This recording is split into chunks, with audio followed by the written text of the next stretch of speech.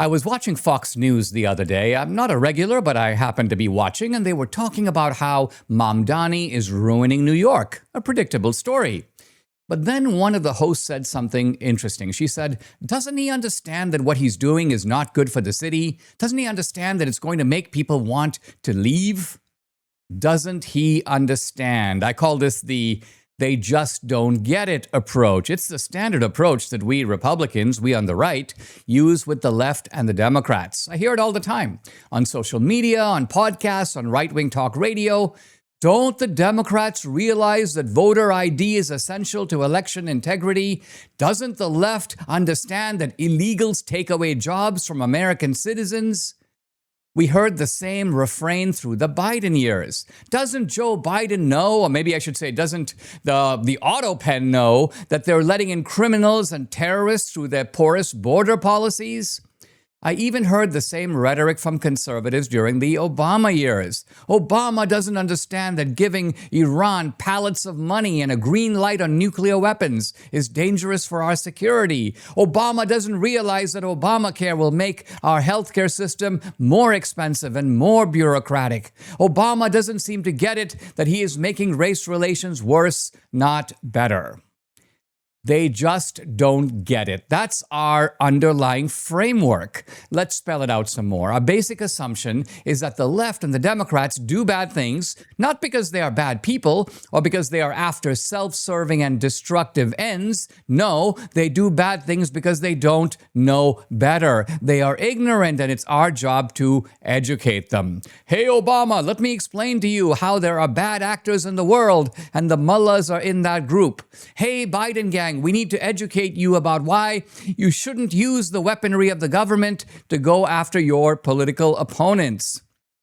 Hey, Democrats, let us help you figure out that the SAVE Act, mandatory voter ID, is good for democracy and good for our country. Now, I want to argue that this is a completely wrong-headed way to think about Democrats and the left. But before I do, let's trace the history of this "you just don't get it" philosophy. It actually goes back to the ancient Greeks. The ancient Greeks believed, Socrates is a typical example, that vice is folly. Vice is the result of ignorance, and virtue arises out of knowledge. People do wrong things because they don't know better. If they knew better, they wouldn't do these things. Our job, and the job of philosophy, is to educate them. But contrast the Socratic approach with the Apostle Paul. Now, Paul writes, "The good that I would, I do not.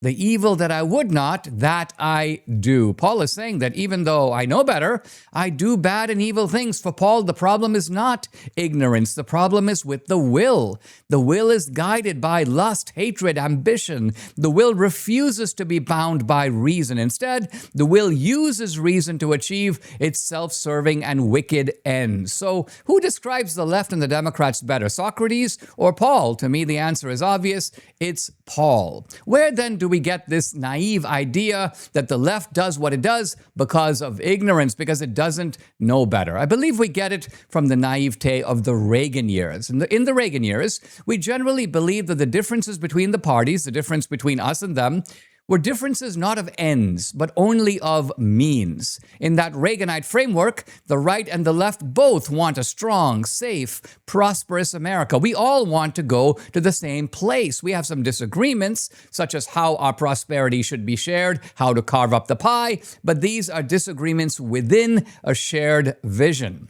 Therefore, the two sides are really on the same side. Politically speaking, we are friends and not enemies. If they go in a different direction than us, our job is to show them that they are misguided. Today's Republicans, today's right, has inherited that same framework from the Reagan era. They just don't get it. It's our job to educate them, to show them where their interests truly lie. There's a huge fallacy here, and it can be illustrated with the example of a gang of bank robbers who go around robbing and holding up banks. Now imagine saying to the robbers, "This is not a good idea. Banks rely on public trust in order to stay in business. If people regularly rob banks, then banks would go out of business and people would no longer deposit money in them. So this bank robbery thing is counterproductive because it ends up destroying the banking system itself." Obviously, the robbers wouldn't care. Why? Because they want money for themselves. They don't care what the effect is on the banking system. And I think the same logic applies to the Democrats. Obama didn't care he was making Iran stronger and America weaker. In fact, that was his goal. This was the point of my book, The Roots of Obama's Rage, and my first film, 2016 Obama's America. My theme was that Obama was driven by a third world anti-colonial vision in which America is the bad guy and the people fighting America are the good guys. Obama wanted to take America down a notch, and he did. He wanted to diminish America's power in the world, and he did.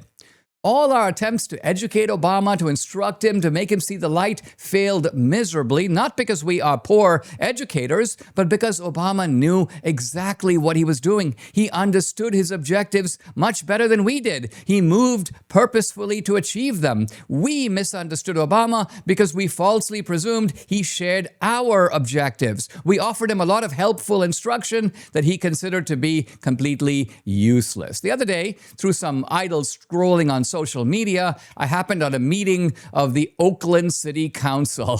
What a menagerie. I saw a bunch of complete dirtballs and losers, people who seemed utterly indifferent to what makes a city run well, in effect, ruining the city. And of course, the city is in shambles. It looks like a third world country, which to some extent it is. San Francisco and New York may be headed the same way. Now imagine saying to these city council people, hey guys, you simply don't know how to run a city. You don't get it. Let us show you how to attract entrepreneurs. Let us show you how to reduce tax rates and regulation. Let us offer you some practical tips on making the city safer. There are many good ways to improve education and make public services more efficient. Blah, blah, blah. Now, you can try this approach, but I predict it will be a total failure. They have no interest in doing any of this. Why would they want to make public services more efficient when their friends all run programs that are looting public services? Why would they want to streamline the homeless industry when it provides huge funding to nonprofits that are their political allies and help them win elections? The Oakland City Council doesn't care if Oakland becomes a wasteland as long as they can stay in power and feast on its carcass. And the same can be said about the Democrats who run San Francisco, Chicago, Minneapolis, and every other blue city. They are termites who can be counted on to protect termite interests. Here's the big picture.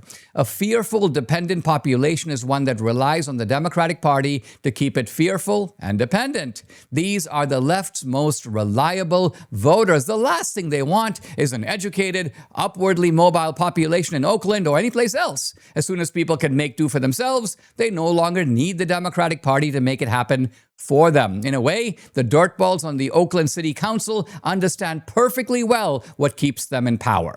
We need to stop with they just don't get it. It doesn't work. It doesn't work because they know exactly what they're doing. They are building their political networks and extending their political power. They wouldn't have such a grip on our culture and politics if they were as ignorant and incompetent as we imagine them to be.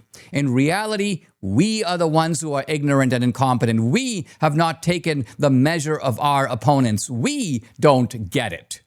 Politics is a contest of power. The left understands this better than we do.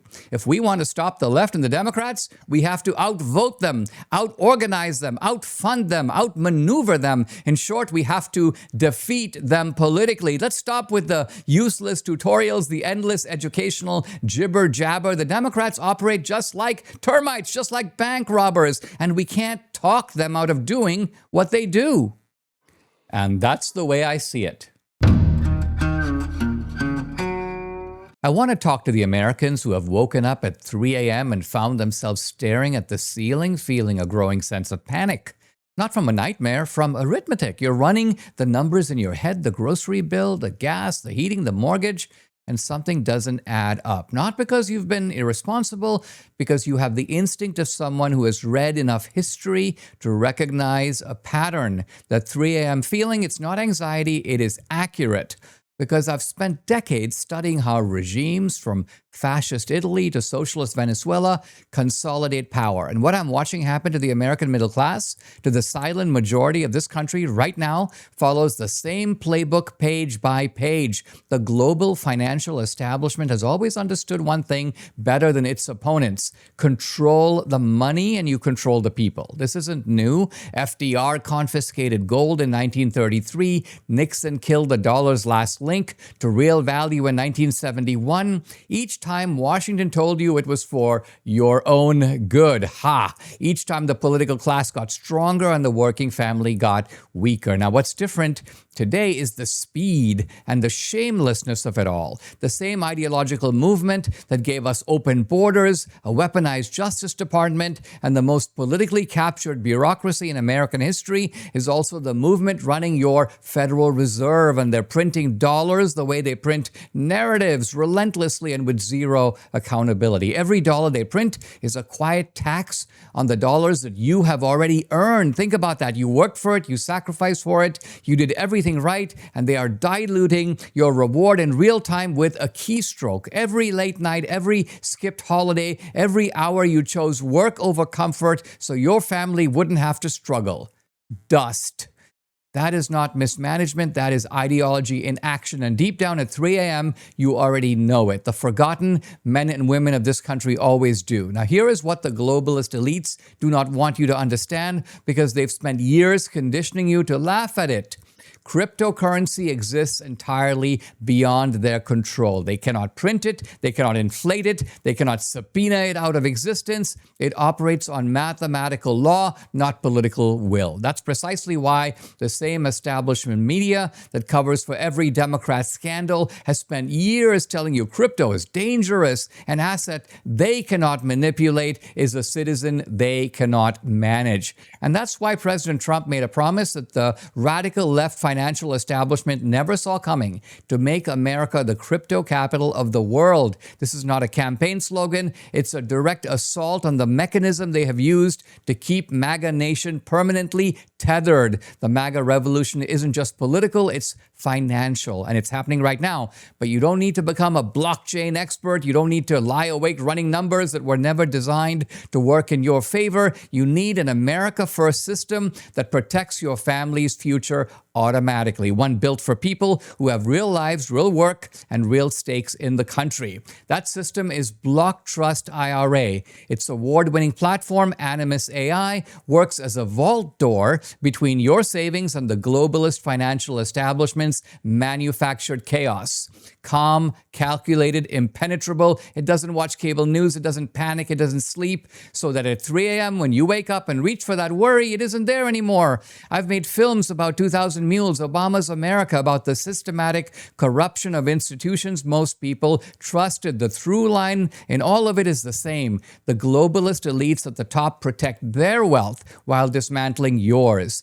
Block Trust IRA is how the silent majority refuses to be on the losing side of that equation. Right now, Block Trust IRA is authorizing a $2,500 family finance defense bonus added directly to your new crypto IRA the moment you open your account, sitting inside a $200 million institutional grade insurance shield. That's not a gimmick. That's a head start on genuine America First financial sovereignty protected from day one. The window is closing, the dollar is being deliberately weakened, and the choice in front of you is the same choice Americans have always faced: submit to the globalist system or build something it cannot touch. Go to DineshCrypto.com right now. Tell them Dinesh sent you and that you're ready to join the MAGA financial revolution and secure what you've built. That's DineshCrypto.com, because the goal isn't just to stop waking up at 3 a.m., it's to wake up knowing the people trying to steal your future failed. I was in Budapest this past weekend to speak at CPAC Budapest. One of the most electrifying speeches there was given by the Dutch right-wing activist Eva Vlaardingerbroek. I sat down with Eva to talk about her core themes: migration, remigration, and the Islamic element. Eva, we're in Budapest for CPAC, Hungary, and you've spoken about how Europe, the greatest civilization in world history, is being systematically erased. Mm-hmm. How is that happening? Well, it's happening through mass immigration. Now, as we're speaking, there are thousands of people coming in through our borders, and we oftentimes have no idea who they are.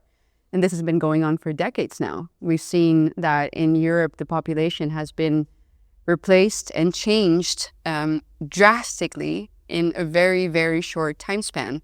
When I was just on stage right now, I quoted two statistics, which are conservative estimates, that in Europe, the past 50 years alone, 80 million immigrants have entered our continent.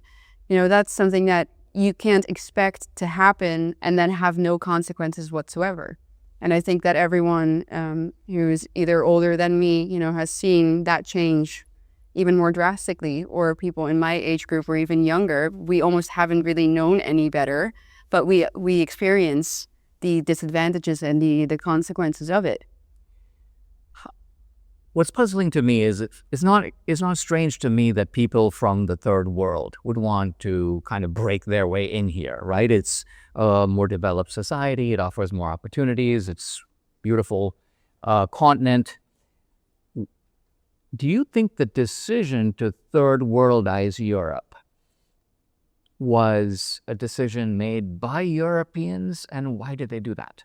But it was not made by the population of the different populations in Europe, democratically speaking. I can tell you that. I mean, even in the 1980s, for example, in the Netherlands, there were polls being done that showed that the vast majority of the Dutch did not want mass migration. And then, of course, after the 80s, we had much more immigration than they probably even could have imagined at the time. And this has been consistently the case. Now we're at a point where in almost every single Northwestern European country, obviously the countries that were hit the hardest by mass immigration, 90%, 80%, 70%, those are about the ranges of those nations are saying, no, we don't want this. We want to halt all immigration to our nations. Yet nothing seems to really be changing in most of these countries. And of course, we don't have to look very far to find answers as to why that is happening. We have a supranational organization, the European Union, that is deciding many of these things for us because their laws take precedence over our national laws in most of the legal systems in Europe. So you have this organization of unelected bureaucrats that have the power to make these types of decisions against the will of the people, essentially. So I very often say, look, we talk about democracy all the time, but what does that really mean when your own lawmakers are not in charge? Do you think that the ideology of the EU and then also the countless NGOs that are associated with it is based upon the idea that Europe is this wonderful place to which we are trying to assimilate all these non-Western people? That's the benign view, right? Or do you think it's more something like this? Europe is an evil civilization that has colonized the world and deserves to be punished for its sins. Yeah. And we are using this migration as an effort to almost colonize Europe. Yes, I think it's the latter. Exactly. I think that at least the people who are doing this do it because of that reason. There is a type of trauma in Europe, especially after the Second World War, that has caused huge white guilt. It has made it basically impossible to have any type of normal discussion about what it means to be European, as I just tried to do on stage. What does that mean? Can we completely factor something like ethnicity out of the equation? I think that at this point in time where we are now, you can't, because the demographic change is so enormous that we are becoming a minority soon. And as you can see, you can't just magically unwind that completely from things like culture and faith, religion. It's a fallacy. I think that those people have benefited greatly from maybe people with good intentions who more so have that benign view that you just described, of people who think, no, but we have a moral obligation to help people in need. And I'm a Catholic, I'm a Christian, I believe that as well. But there are limits to that. You can do that in a charitable way for a short period in time in which people actually do need that help. And then, after, let's say that conflict is over, you can say, okay, well, now it's time for you to go back to your own country and rebuild your nation, to which you have a moral obligation to pass it on and protect it, right? And we all have that. And so that is, for me, the most important topic right now in European politics, because we are getting to a point where soon we don't have a nation left to protect. We don't have a European civilization left to protect because we will be outnumbered. I thought it was remarkable that you did not shy away from defending, I would call it, white identity. And I think what you were saying is that Europe is a civilization made by white people.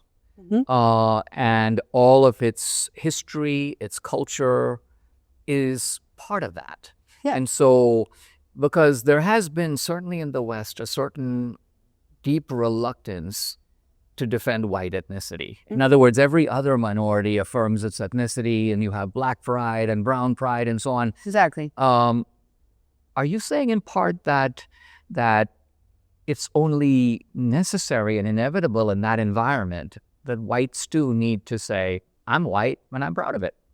Yeah, I think at least that there is absolutely nothing wrong with it. So just as you described, everywhere in the world, that seems to be a normal thing. People don't see it as strange, the idea that Africans are proud of their respective nations, or that Asians say we want Asia to remain Asian. All of that is seen as totally normal, whereas here in Europe it is not. It is demonized. You get labeled every single bad name in the book, let's say.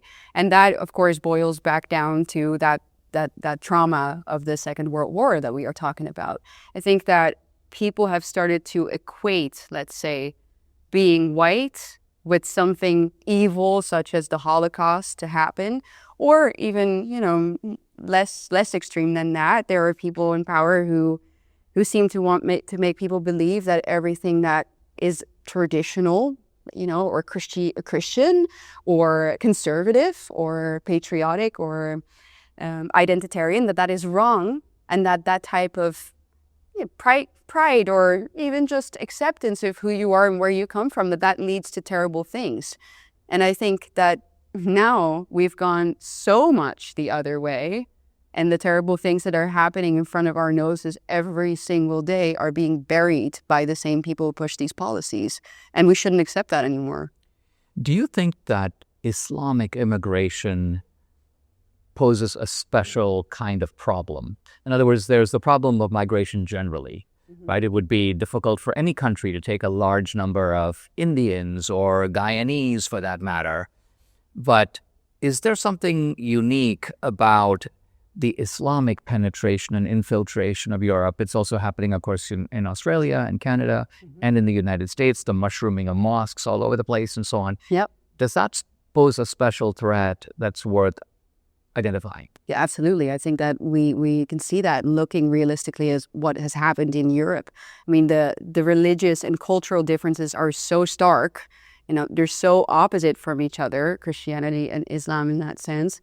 We've seen the consequences of that. And a lot of Europeans already seem to kind of, I don't know, have become numb to that or forgotten about it. But I haven't forgotten about the endless series of terror attacks that we witnessed in Europe, especially when we had the first migrant crisis in 2015.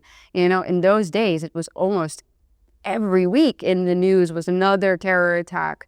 And now, even though maybe we see those a bit less, let's say the subjugation or the submission of the Christian white population in Europe is even further ahead than it was back then. And you have children who are going on trips to mosques, bowing down to Allah, even though they never set foot in the church.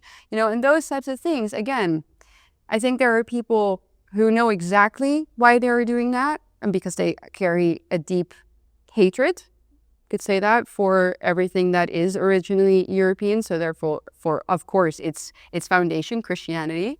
And there are people who think that's just a nice thing to do to understand, another religion better, another culture. But I think that we're very, very much past that stage. Last question, very briefly. In the United States, there is a pioneer spirit. In Texas, there's the phrase, come and take it. It sometimes seems from the American vantage point that the Europeans have given up, that they're they're decadent in the sense that they are reconciled to defeat, to being dissolved, to being undermined. Do you think there's enough fight in Europe? I mean, you have it. Are you hopeful or confident that there's enough in the continent that the people of Europe will take their countries back? There is enough, but it has to be awakened. And so that's why I constantly tell people, do not get demoralized.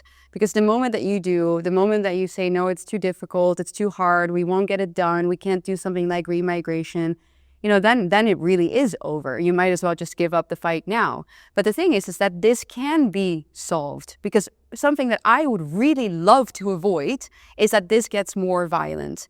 And with the current demographic replacement, I think there are many experts who have said for many years now, watch out, this is going to lead to civil war.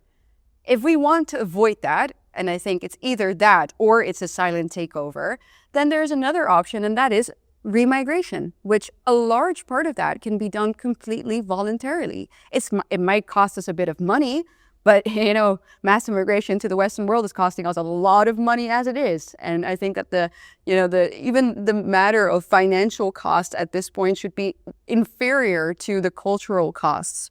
Because the civilization itself is at stake. Exactly. Eva, thank you very much. Thank you.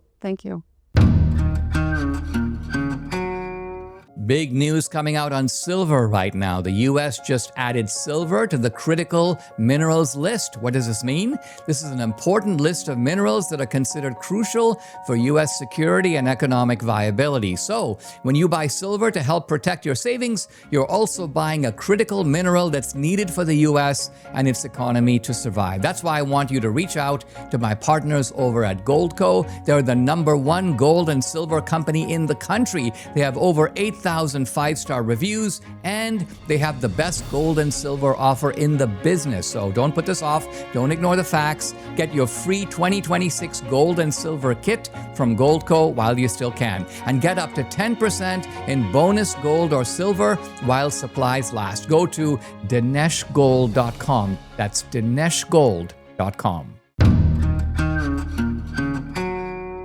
CPAC Budapest was a huge event which attracted an audience of conservatives from all over Europe and around the world. I met the Hungarian Prime Minister, Viktor Orbán, Javier Milei, the President of Argentina, Alice Weidel, head of the right-wing AfD party in Germany. They just won a big regional election. And Santiago Abascal, head of the conservative Vox party in Spain. My own event was a conversation with Balázs Orbán, political director for Viktor Orbán, who is spearheading the Prime Minister's re-election campaign. Christian Lentulay, thank you very much. But let's just move on, because we are joined by an American political commentator and documentary filmmaker who consistently presents political debates to the public in the form of narratives, not merely making claims, but building stories. And here at CPAC Hungary, the political director and campaign manager of the Hungarian Prime Minister is also present. So please welcome Dinesh D'Souza and Balázs Orbán.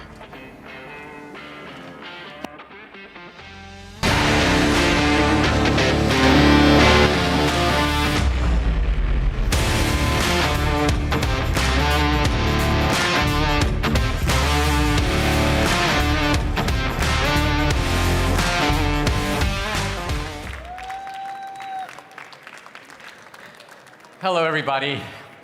Hello, everybody. I'm Dinesh D'Souza, and I am an author and a scholar and a filmmaker in the United States.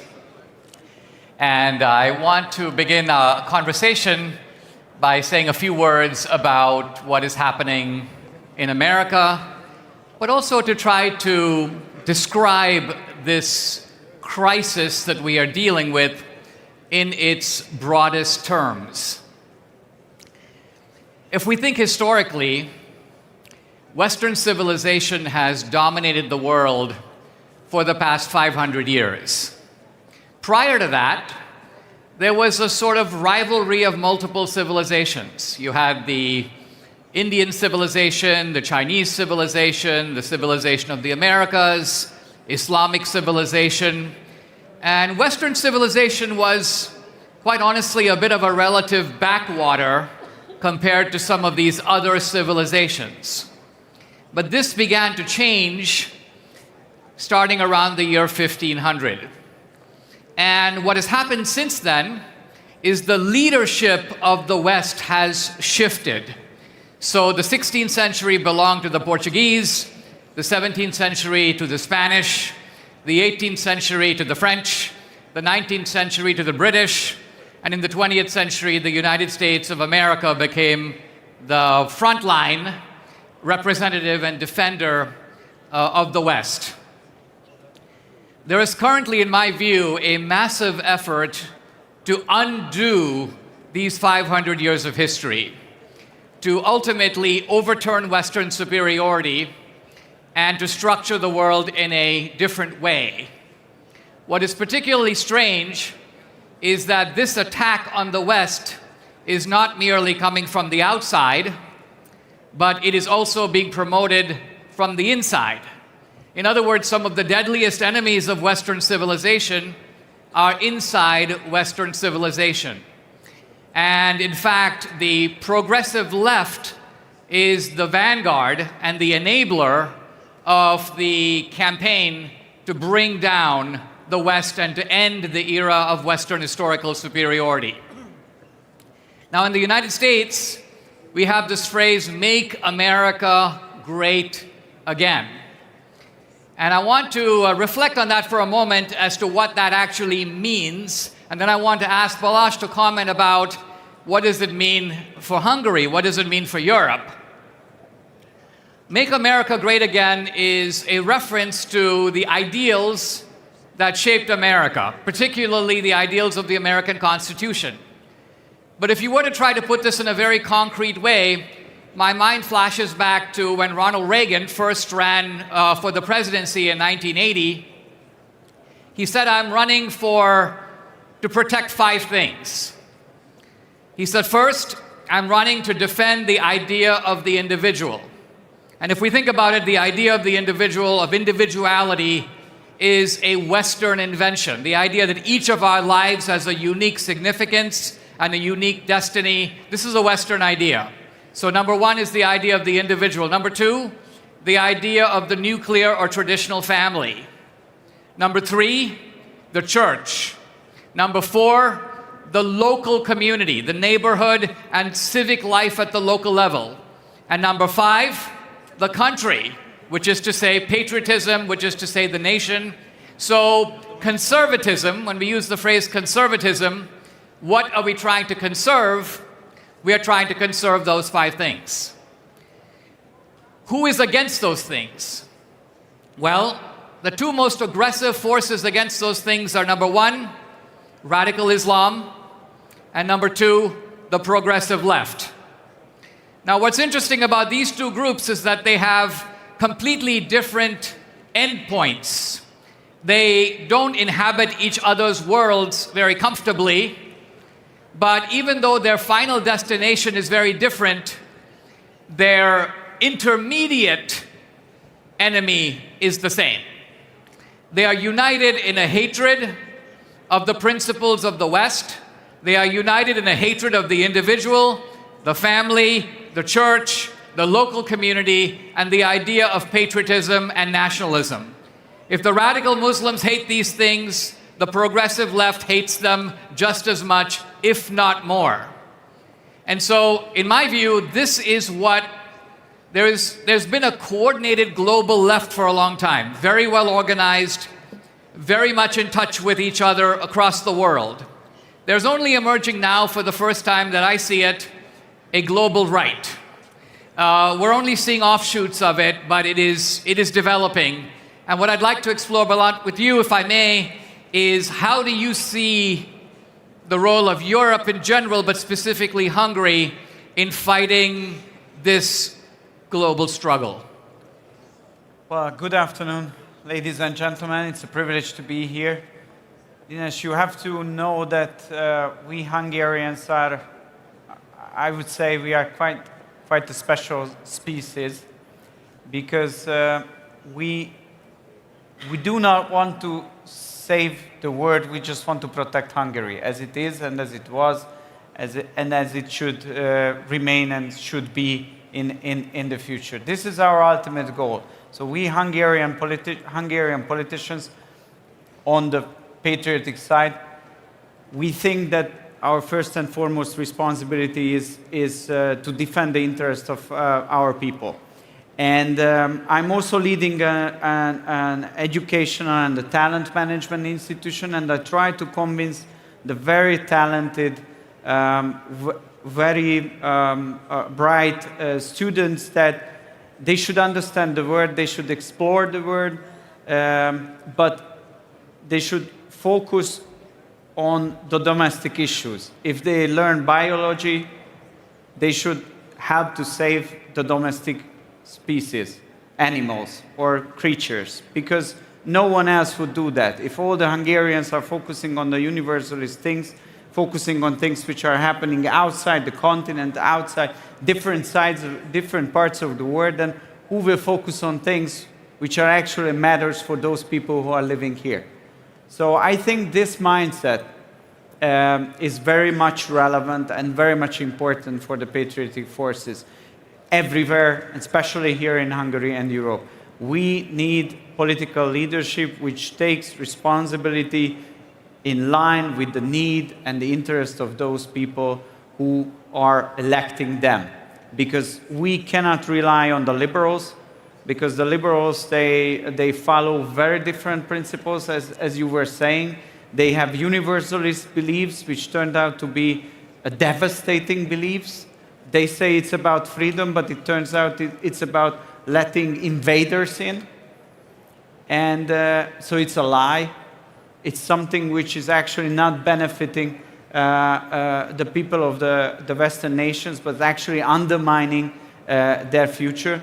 So what we realized is that if we don't stick together, we nationalist, patriotic political forces in the West, then sooner or later the liberals will overtake us and destroy each and every nation, and then we are in trouble. So then we started to open up a little bit, still focusing on our domestic issues, but opening up a little bit and trying to find partners and friends. And this is why we are extremely grateful to have you and all the European and American people from everywhere to come to visit in Hungary, discuss things, sticking together, and trying to create a movement which can make us very proud. So my question for you would be, what's going on in the United States?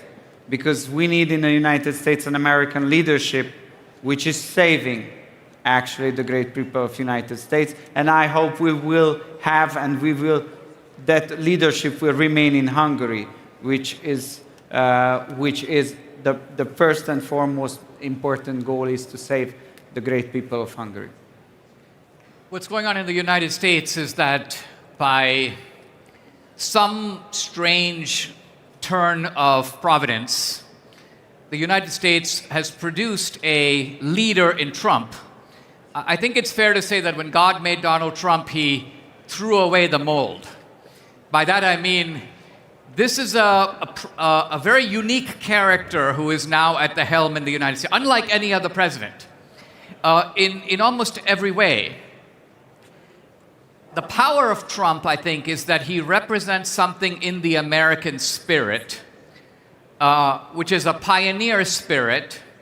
It is a spirit that distrusts bureaucratic obfuscation. You know, if a normal American president goes to a meeting, they come out with the usual boilerplate, like, we had an interesting meeting, we made significant progress, we expressed our concerns, blah, blah, blah, blah, blah. This is not Trump. You know, Trump will come out of a meeting with Kim Jong-un and he will say, you know, that guy is really short, you know? And Trump will say something like, I was tempted to put my glass on his head. And, you know, he wanted to know why I call him Rocket Man, you know? Now, what I'm getting at is, the sophisticated people will laugh and they will go, look at Trump, he's such an idiot. But what Trump is doing, which is very important, I think, is he is putting you in the room. He is showing you, I'm going to take you behind the curtain. I'm going to show you how these things actually function face to face. Now, from the vantage point of the United States, Europe appears to have lost its nerve. Looking at Europe generically, it seems to have lost its fighting spirit.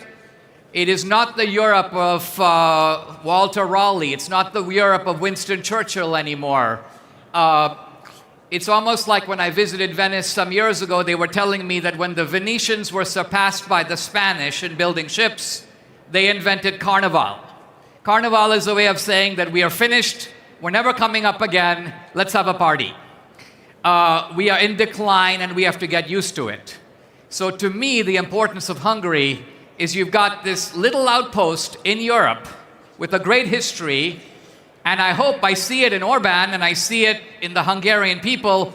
The importance of the Hungarian election for me is it is an attempt to show that in Europe, the continent is not finished. In Europe, these core principles of the individual, the family, the community, the country are still important. If you're willing to fight for them, there are probably going to be some people in Denmark and the Netherlands and France, and I don't know, France is maybe too far gone, but you might be able to help revive Europe, because right now Europe is breathing down your neck. I'm thinking here of the bureaucracy of the EU, and hopefully you can find some allies in the United States and elsewhere to help you in this EU attempt to squash out your movement and dissolve you into this progressive European bureaucracy, which would be the death of Hungary and the death of Europe. Don't worry, Dinesh, we have a plan. We are going to win the elections.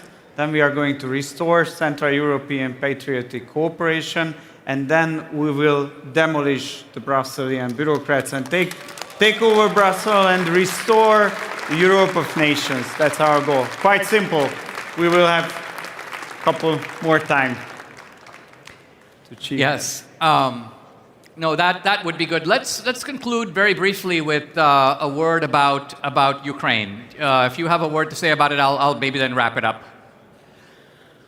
Well, it's not an easy situation. We have to be very honest. It was mentioned in the previous discussions as well. They have their goals, we have our goals. The problem is that what Ukraine wants, it goes against the interest of Hungary. It's so simple. They want something from us which is not good for our people. So we are Hungarian politicians, so we don't want to support, the Hungarian people do not want to support the war. They do not want to be in the same union with Ukraine, and they want to use cheap energy. That's so simple. So yes, that's a black and white question.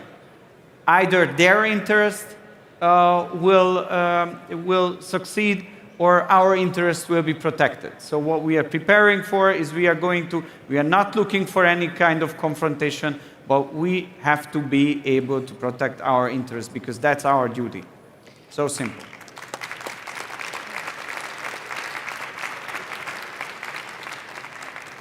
Looking at it from the US point of view, there's a very important difference between Russia and, say, Iran. Russia, Putin, is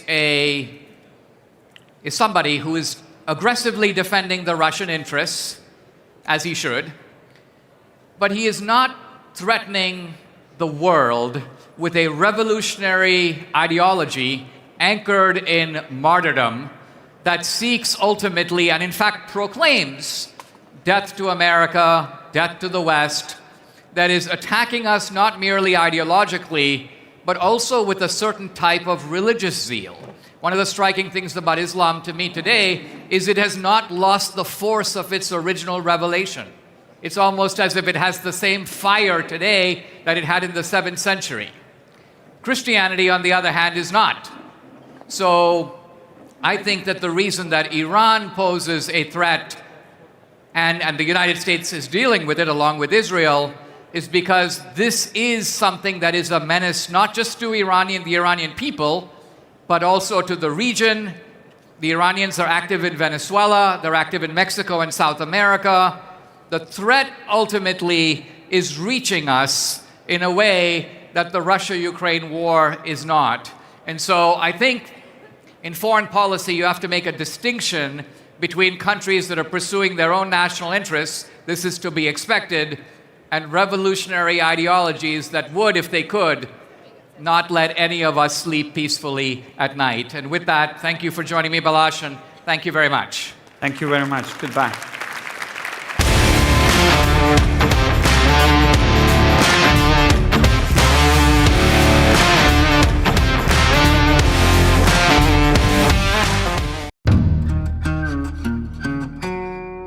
Hey, I'm now on Substack. It's kind of full circle for me. I started out as a journalist writing articles for National Review, The American Spectator, The Washington Post, lots of places.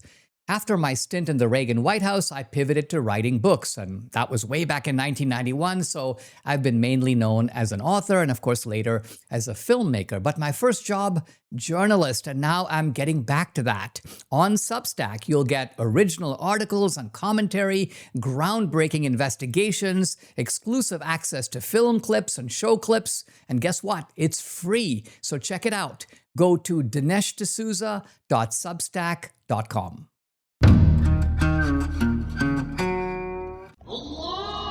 Then another sign appeared in heaven, an enormous red dragon. Revelation 12:3.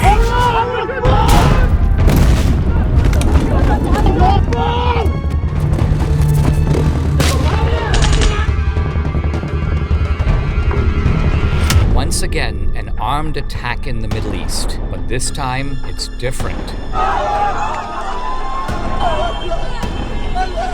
October 7th was the devil's holiday. It's very hard to believe what happened, even though I was there and seeing with my own eyes and seeing them laughing and killing and having fun with it. Because if you don't open the door, they are going to kill you and they are going to kill me, so please open the door. So who are the Jews? Who are the Palestinians? And whose land is it really? Could the fate of the world, of humanity itself, be somehow tied to this place? The nation of Israel is a resurrected nation. So what if there was going to be a resurrection of another people, an enemy people of Israel? The Bible speaks about this whole war as a dragon representing the enemy attacking a woman representing Israel. The civilian deaths on both sides represent victories on the part of the dragon. Hamas did everything within their ability to maximize the civilian casualty. We came back to a land that was largely barren and empty, and we brought it back to life, and we're going to keep it. The devil hates the Jewish people because they represent the existence of God. Because without that Jewish foundation, there is no Christianity. If we're approaching the end of time, God will reveal himself more and more dramatically. Speak back through the stones. The story that they've been telling is that Israel is a colonial project. The problem with that is the city of David. We are an inconvenient truth. Are you aware of any significant archaeological finding that contradicts the Bible? No. God's word stands firm. The dragon will not prevail. Your message here is become a dragon slayer. Based on Jonathan Cahn's #1 international bestseller, The Dragon's Prophecy. This film contains graphic violence of October 7th.